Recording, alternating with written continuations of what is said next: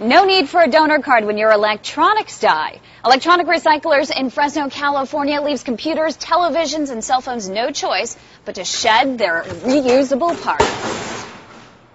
I wouldn't consider it the most diplomatic way of handling an old monitor or an old cell phone, but it gets the job done. They all come here as a whole product, and we break them down into their commodity components, into glass, metals, and plastics. And then those are reused, those commodities are reused all around the world, and they go into new products. The National Centers for Recycling counts more than 500 electronics recycling firms in the United States. But so far, companies are finding it's not a sustainable business without state and federal subsidies. Cathode ray tubes, for example, are not typically cost-effective to recycle because they contain 5 to 7 pounds of lead used to shield users from radiation. They have to be carefully dismantled. At electronic recyclers, for example, workers must first tear monitors apart by hand to separate the CRTs. They can do about 30 an hour. The CRTs are then placed on this conveyor belt and crushed in a hermetically sealed OSHA-approved system. And the crushed glass is hand-sorted. Mainly where we send the glass here is reused into CRT products. They go ahead and remanufacture CRTs. But there's a lot of lead smelters that like the lead glass, and they smelt it down, retract the lead, and they'll use it for bulletproof vests.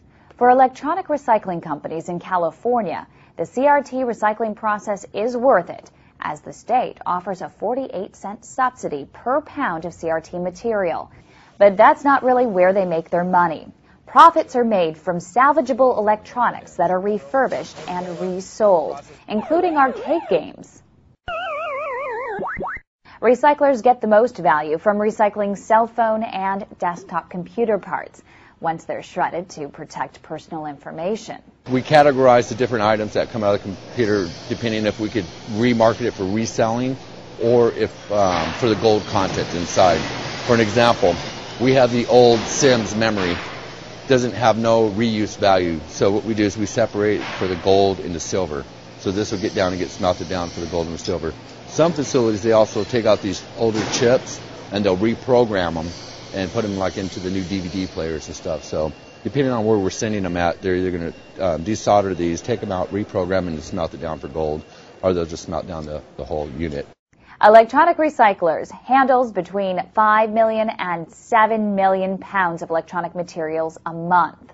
The only thing that we cannot reuse out of all these products is the pressed wood that comes off of, like, say, grandma's old television set. That's the only thing that we have the most trouble finding a second life for. Most of the time, that probably ends up in a landfill, but that's less than 1% of all of our materials that comes in here.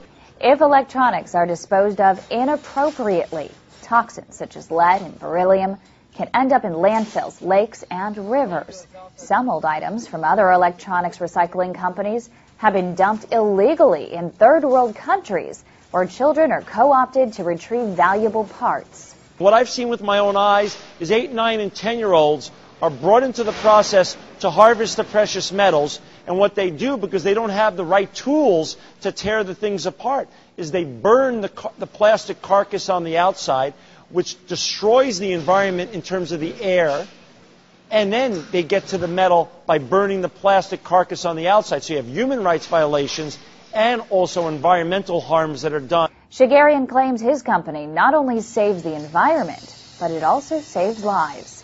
Nothing stops a bullet faster than a job. And by having a job and having a place to stay is a great thing. And we not only lead the nation in recycling electronics here, but we have over 50 people who have needed a second chance at work for us. So we also lead the nation in recycling lives here. Some people die out in the streets. They never know what it feels like to work a job and have an honest living to make an income for their families. So when you get that opportunity, that second chance opportunity, then they give you that self-confidence. And so you're able to reestablish yourself in the community and society and prove to people that you can be a better person. Electronic Recyclers is green to the core, even how they do business, clear down to the size of their business cards. All of our salespeople drive hybrids. All of our lighting is energy efficient. All of our forklifts are electric. They're not gas operated. In Fresno, California, I'm Kim McNicholas on the Forbes.com Video Network.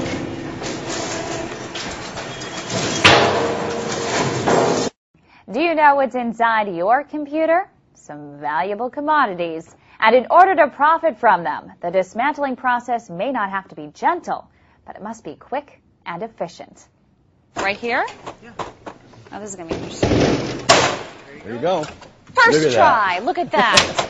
There you go. Am I hired? Yes. Now where does this go? All the way across. Perfect. Put it right there. Just right here? Well, what you do is you want to hit it right there, and it pops the plastic. Ooh. There you go. I got it.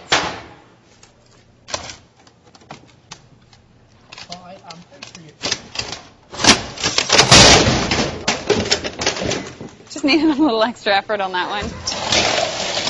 Good job.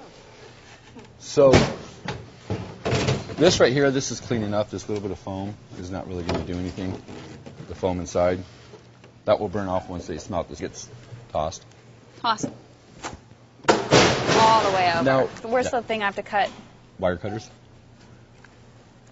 I guess you have to go to the gym, huh? It's still caught. Yeah, so you have to clip all these wires.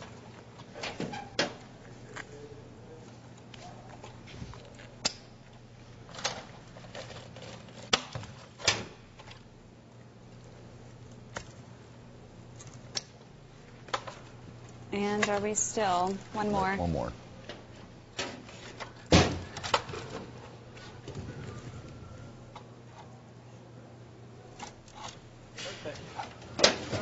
Okay. Now this goes for copper and aluminum recovery. The board. So that whole thing's done. Right here? Yes. Very clean. Perfect. Okay. So now we have to do the crushing piece. The whole thing? Yeah, right down there. Just grab it. Just grab it.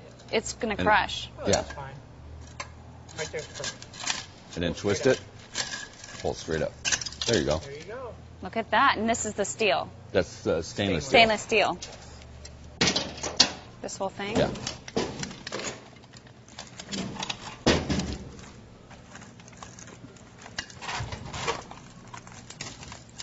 Whoa!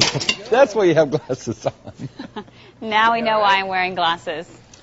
So then you Okay. have the 4 screws. Again. I kind of like this power tool. Okay.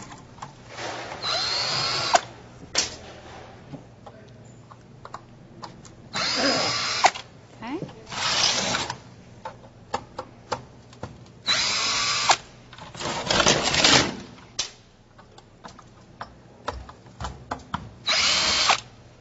Got Okay, pretty two. good at those. So right here, also on some different monitors, comes with an extra copper coil. Okay. So this is what this is right here. You see it Oh, right there? look at that. Oh, wow. Look at all this copper in there. Okay. So that goes in copper. And then Perfect. pull the tube out. Okay, that's a little heavy. Yeah. And then you have your degausing cable right there. That goes in copper. Believe it or not, Then this they- right here comes on every single CRT tube. It's a stainless steel coil. Okay, so we're just putting these Stainless. right over here. And then we inspect this, and it's pretty clean. Yeah, it looks So pretty. that goes right into the steel or metal, plastic. And usually the tubes, you would turn around and put them right on the pallet so they can be picked up. Perfect. And now you demanufactured your first CRT. I did pretty well. You did. Here's the disclaimer. Don't take your electronics apart at home. Dismantling of electronics should only be done by professionals, as a cathode ray tube, for example, can implode if handled improperly. Plus, the Environmental Protection Agency regulates the recycling of CRTs, and electronic parts are only valuable in volume. So a do-it-yourself dismantling effort is not only dangerous, but unprofitable anyway. I'm Kim McNicholas on the Forbes.com Video Network. Everybody remembers their first car, but what about your first computer? Well, it might not be worth much to you now, but it's worth big bucks on the commodities market. With 40% of the world's population in India and China, and those countries going through their industrial and technological revolution at the same time, they have an unquenchable thirst for all of our commodities. Commodities such as gold, copper, and aluminum. We tear it down appropriately in terms of take the plastic off of the carcass. We crush and bale that plastic, and then we sell that baled plastic to the smelters around the world, the plastic smelters. We clip the metals and we harvest the metals using our labor force, and then we aggregate the metals together in different bins and sell the metals to, again, the smelters around the world who need the metals for new products or for infrastructure. This is precious metals. This stuff is going for about $6 a pound. This will get sent down and they'll smelt it for copper, gold, palladium, and silver. But the commodity must be 95% clean to get top dollar. You got to have it clean, or it makes the value of your commodity go down. David Meager, analyst with Alaron Trading, tells Forbes.com there's a lot of money to be made in the metals market as supplies are tight. But he says a company must have the volume to turn a profit. If you don't have the volume, you're not going to get commodity prices, because you can't go out and just sell one piece of plastic or 5 monitor shells. You know, you have to process. We generate about 350,000 pounds of white ABS a month. We're doing about 400,000 pounds of the black computer. We're doing about 200,000 pounds of copper. We're doing about 600,000 to 800,000 pounds. What's on the steel now? What are we doing now? I'm doing 650 to 800. 650 to 800,000 pounds a month. Wow. So because we have such a huge volume, everybody wants the market share on our commodities, so therefore we could set kind of our prices high. The top dollar items are the processing chips from old computers. They have the most gold content. But gold isn't where electronic recyclers profits most. It's in plastics and copper because of the high volume. So there's a lot of copper inside these resistors. There's a lot of copper. You see all the copper here, all the copper wire. So this will get smelted down for copper reuse. You have a little transformer right here that has a lot of copper in it. So these boards, whatever the copper market is, that's what we get paid on when we send it out to Umicore and get it smelted down. Now my Macintosh Classic is worth something. Copper recovery and plastics. In Fresno, California, I'm Kim McNicholas on the Forbes.com Video Network.